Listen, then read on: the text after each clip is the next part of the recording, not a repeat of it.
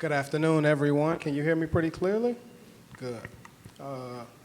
So good afternoon, members of the press, supporters who stand here in solidarity behind me, people who are out overlooking, as well as people at home or anywhere else for that matter who are privileged to be witnessing this press conference right now. My name is Jermaine Williams, and I am the director of Freedom Project East here in Spokane, nonprofit organization designed to build relationships and create opportunities for those people who are directly impacted by oppression and mass incarceration, systemically and historically, to have an opportunity at a successful transition back into the community. One of the things that I really love about our organization, Freedom Project East, is that not only are we centering the lived experiences of those people who are Black, Indigenous, persons of color who've been directly impacted again by oppression and mass incarceration, but also their families. Because for every individual who is suffering in one form or another, there are people behind them who are also suffering. The same way that we celebrate each other's successes and glories vicariously, we also suffer vicariously as a result of things that people are going through. Normally, for people who know me, I'm a smiler. I smile a lot. That's what I do, right? You get to see my teeth a lot. Good thing I'm not a smoker. Today, not so much, though. Today, not so much. Not only for the reason that we're here, but because if I'm being as honest as I possibly can, simply as a human being, I'm a person who's directly impacted by oppression and mass incarceration. I got in trouble as a kid, 17 years old. I made some decisions that cost me a hefty price that included or involved harming other human beings. And as a result, I ended up spending 25 years and 3 months incarcerated straight. No breaks, no furloughs, no escapes. Had it not been for the research done by Brian Stevenson and the EJI, the Equal Justice Initiative, that created reforms to understand factually and scientifically that the brain is not developed in men and women, non-binary folks, until we're well into our 20s. This very moment, I would be in prison. I'd be in prison this very moment instead of here with all you amazing folks. So while I had the opportunity to release early, if you want to call 25 years and 3 months early, the reality is that my son is now incarcerated.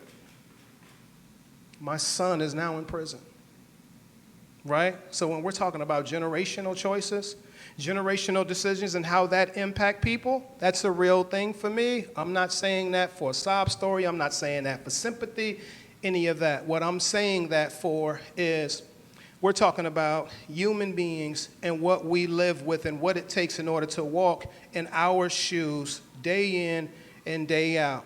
Now, I would like to read something to you all. I'm also a member of the Washington State Supreme Court Racial Justice Consortium as well, right? And I came recommended, fact check it. Anything I say, please fact check it. We all have phones. And I came highly recommended. I was invited directly by Justice Mary Yu, but I came highly recommended from Spokane's own Washington State Chief Supreme Court Justice Deborah Stevens.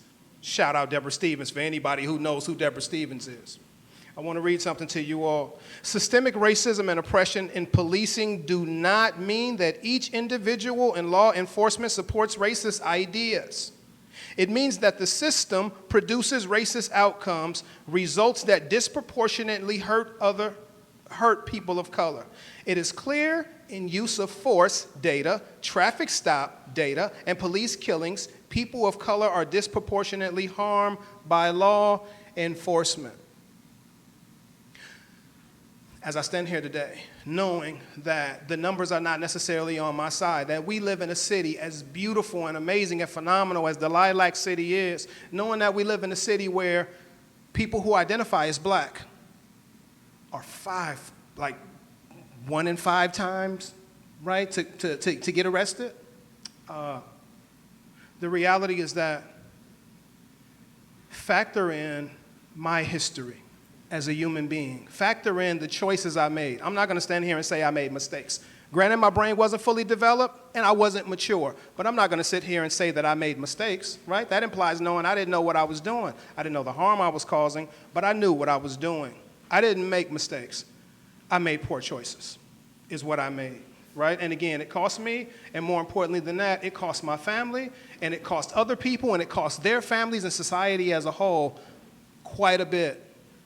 Now, you factor in all of that, you factor in looking me up and seeing my record and things of this nature, you put somebody in the law enforcement community inside of a uniform with a badge and a gun and other things that are designed to not only protect people, but to keep certain people who they deem to be or label to be dangerous from hurting and harming other people, I have even more of a chance, likeliness of being stopped, of being hurt, of being killed, murdered, losing my life, right?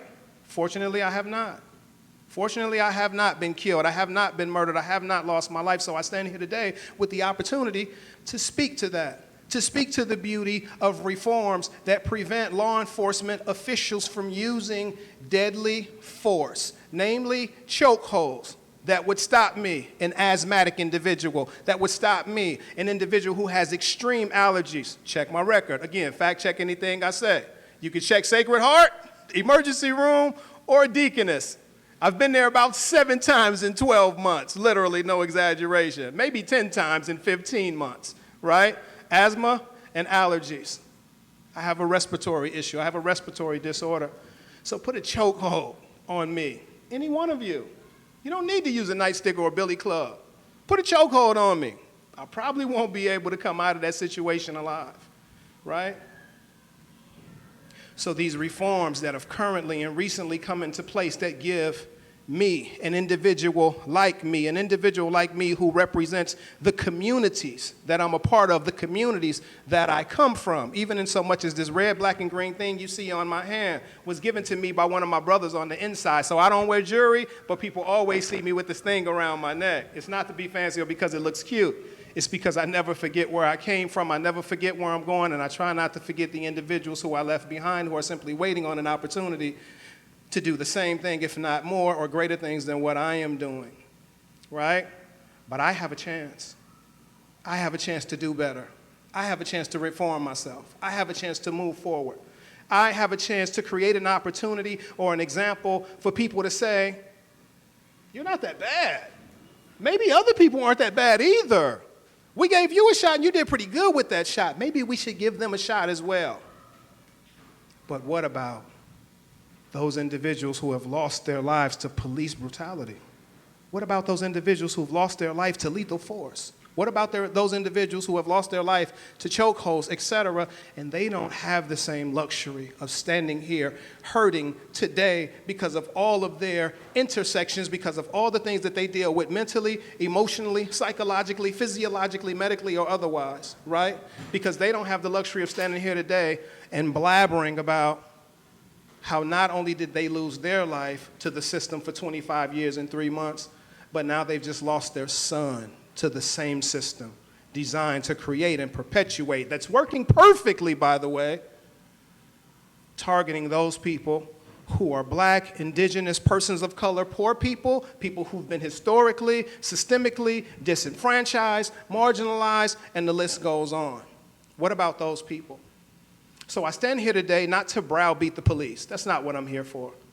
I don't stand here today looking for a sob story or for people to be sad or say, hey, man, you're an amazing speaker. I really appreciate what you said. That really touched me. I don't stand here for that. What I stand here today for is to say, in solidarity with every person in the room and every person watching, I appreciate everyone who has voted for the reforms that we currently get to benefit from. I appreciate everyone who leveraged their vote as a voice, because what we know is that when you don't vote, you don't have a voice. When you don't vote, you don't have a voice. And while it starts at the top, it rolls downhill. Simply put. Simply put. So even though I lost my son to the system, and for a long time I lost my life,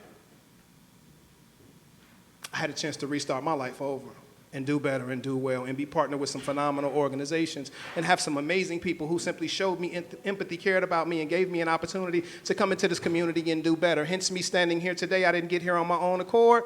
There are a lot of people who I owe my life to that are in this room right here, right now.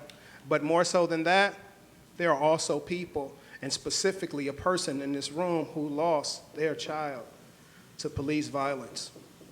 That's who I stand here for today. Thank you. Jack, please.